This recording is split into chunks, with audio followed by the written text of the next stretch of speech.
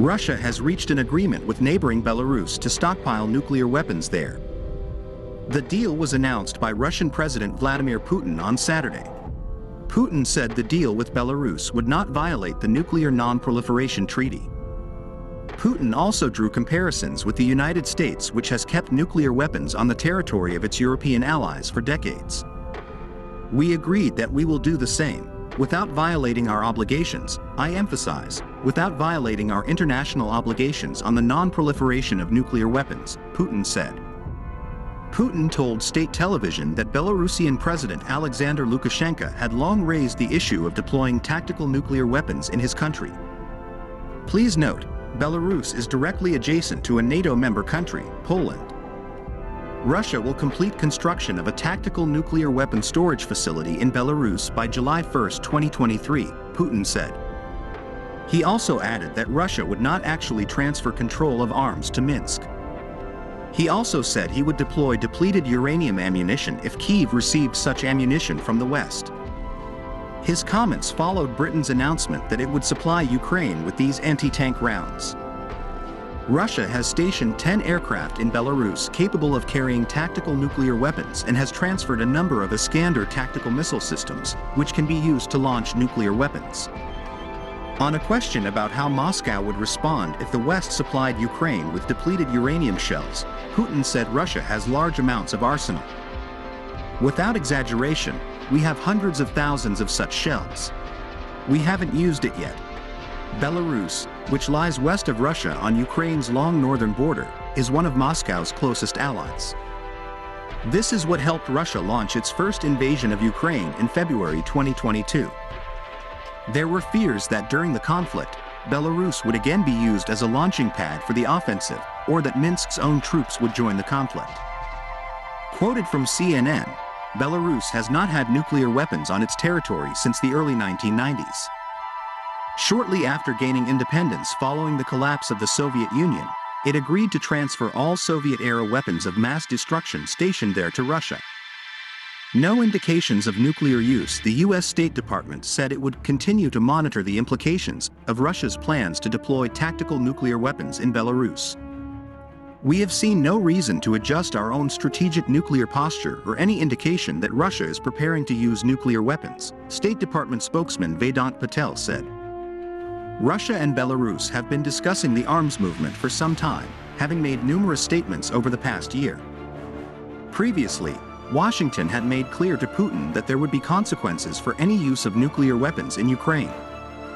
Speaking in October, U.S. President Joe Biden told CNN he was not responsible for what he would do if Russia used nukes in Ukraine. "It would be irresponsible for me to talk about what we will or will not do," said Joe Biden. But Biden hinted at the possibility of a quick escalation in events. Mistakes can happen, miscalculations can happen, no one can be sure what will happen, and it could end in Armageddon, he concluded.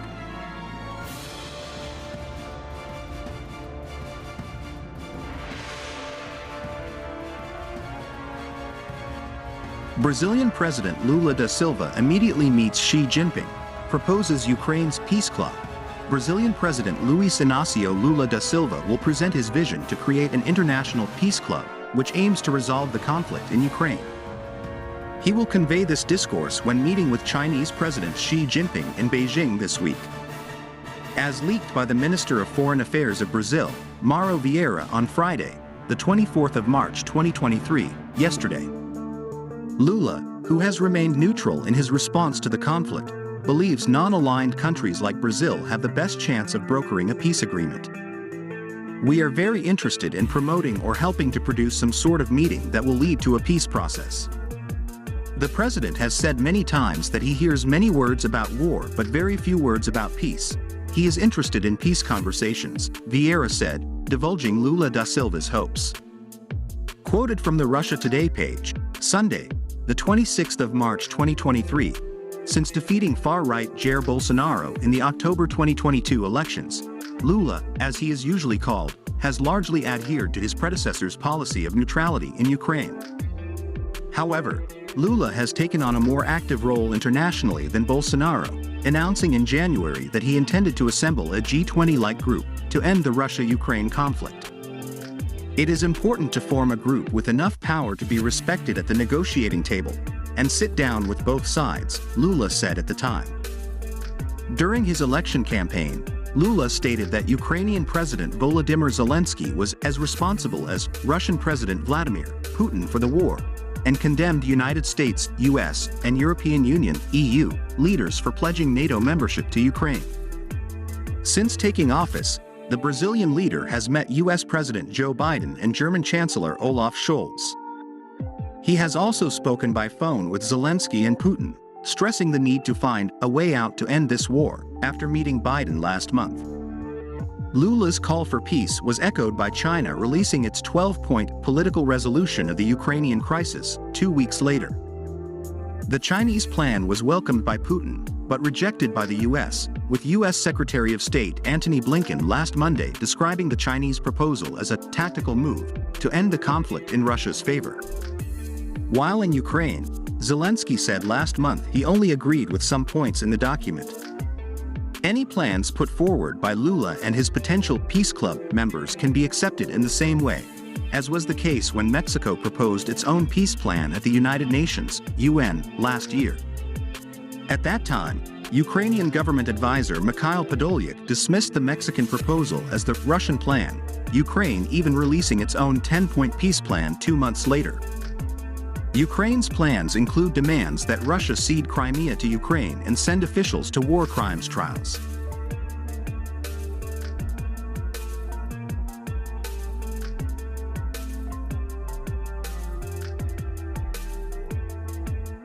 Experts question the supply of uranium shells for Ukraine.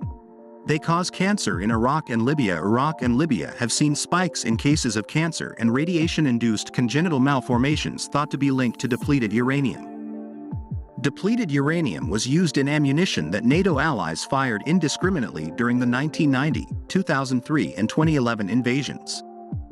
This statement was made by Suad Naji al-Azawi, a leading Iraqi environmental and academic researcher with more than 50 published scientific papers on various topics, including nuclear waste management and contamination of depleted uranium. Controversy over depleted uranium weapons being used on the battlefield to penetrate armor has raged since the bombing of Yugoslavia in 1999, in which NATO troops used some 31,000 rounds of depleted uranium ammunition.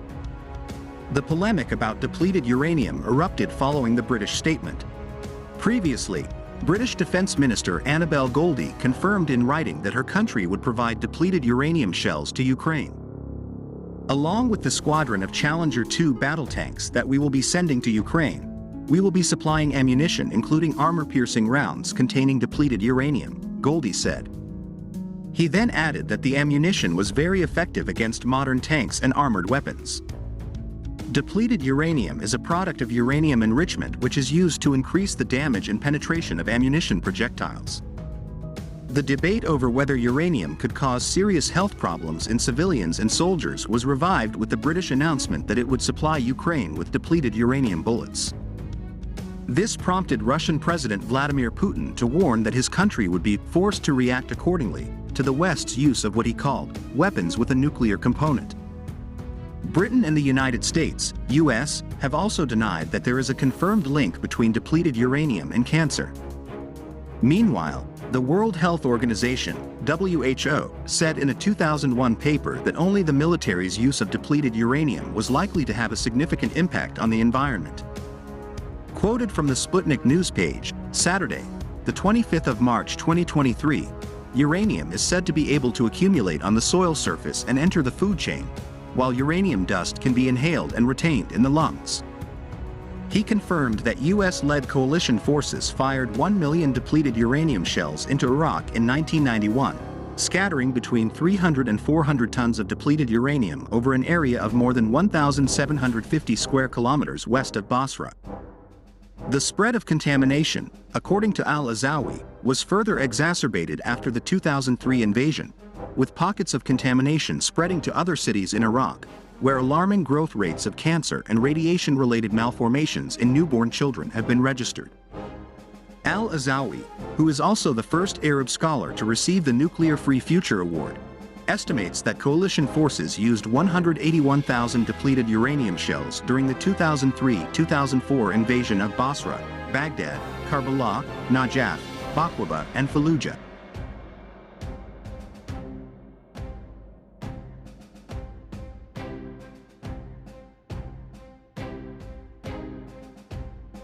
In 2004, they used it extensively in Fallujah, and so far about 15% of children born in the city have congenital malformations, which is a very high figure. Many of them have congenital malformations, and 5% of them die because of these malformations, said Al-Azawi. He also shed light on the level of contamination in Fallujah, site of the infamous 2004 battle between coalition forces and Iraqi insurgents. Al-Azawi claimed that the situation in and around the city was so dire that radioactive contaminants from the debris had spread throughout the region's food chain. They are literally destroying Fallujah with these and other weapons. There are piles of houses being demolished, and all these sites remain sources of contamination. Whenever there is a sandstorm or when it rains, radioactive material is transmitted into the air and water, then inhaled or consumed by people. Either by drinking contaminated water or through livestock, said Al-Azawi. Due to the lack of resources faced by the post-war Iraqi government, Al-Azawi explained that there was little that could be done effectively to protect the country's population from contaminants. Some 5,000 tanks and armored vehicles claimed to have been destroyed by coalition forces were amassed in 22 large tank graves, adding to the 4 that existed before the 2003 invasion. This is an open area around Basra, but every time a sandstorm blows through the area, an additional dose of radiation is transferred from this site to the civilian population. If we have a real problem, this source of pollution will still exist today, Al-Azawi said. Despite Al-Azawi's extensive research on the detrimental long-term effects of contamination of depleted uranium, very little research on the matter exists in Iraq today, especially when compared to other conflict zones that have seen the use of depleted uranium shells. The WHO does admit to being aware of the reported increase in cases of cancer, congenital disorders, and other diseases after the 1991 Gulf War. But the institute said that there were no published results for review.